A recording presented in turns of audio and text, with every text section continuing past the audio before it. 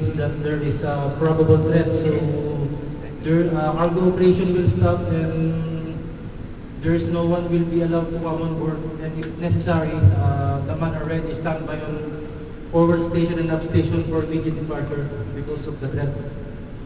No, it's not That's correct. fine. It's not correct. Ah! Follow! This is level number 3. Level number 3, sir. Yeah, he is asking about level number 2. Number 3. Number 3. Number 3. Oh, sorry. That's... So, next question. What are the company policies?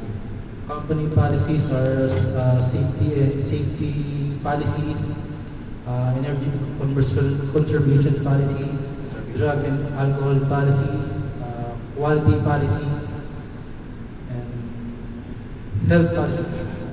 Next, third question. Who is the chief security officers involved? And who is his backup? Security officer is master and the backup is second officer. No. No. No. Chief engineer.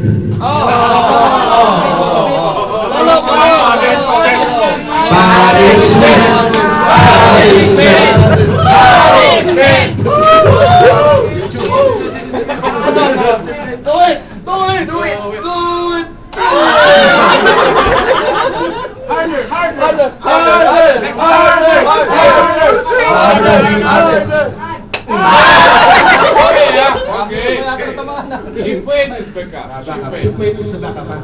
So security number 3 is exceptional measure. Only when there's credible information if the threat is imminent and probable. Okay?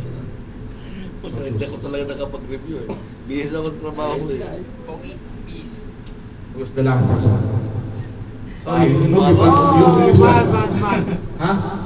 The one and only lady on board. There are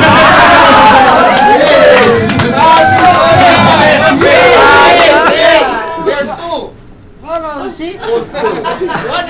Moment, quiet, please. Yeah. Oh, what happened?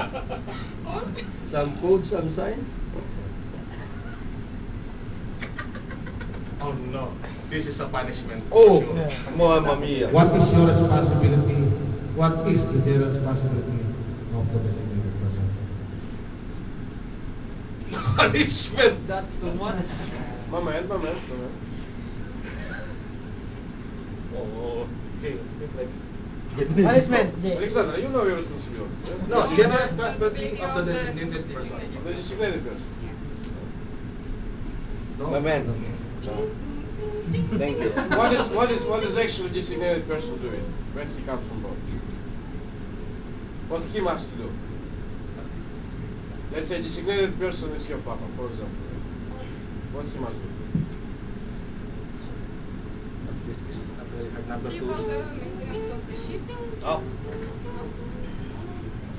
Number 2 question. What is the date of the last abduction?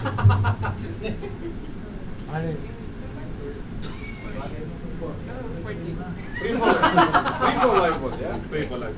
Abandon ship 3. Abandon ship 3. So, date of launching of people. I like to continue that. This is a punishment question. Ganyan. Nearer to me, come on. Yeah, Alexander, you must know this.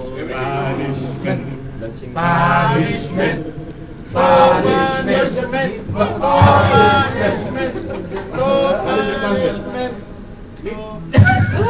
I broke.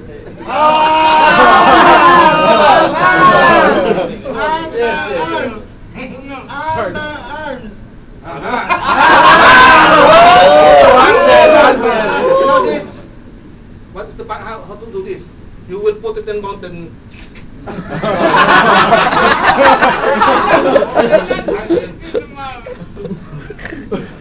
You're right, she's okay.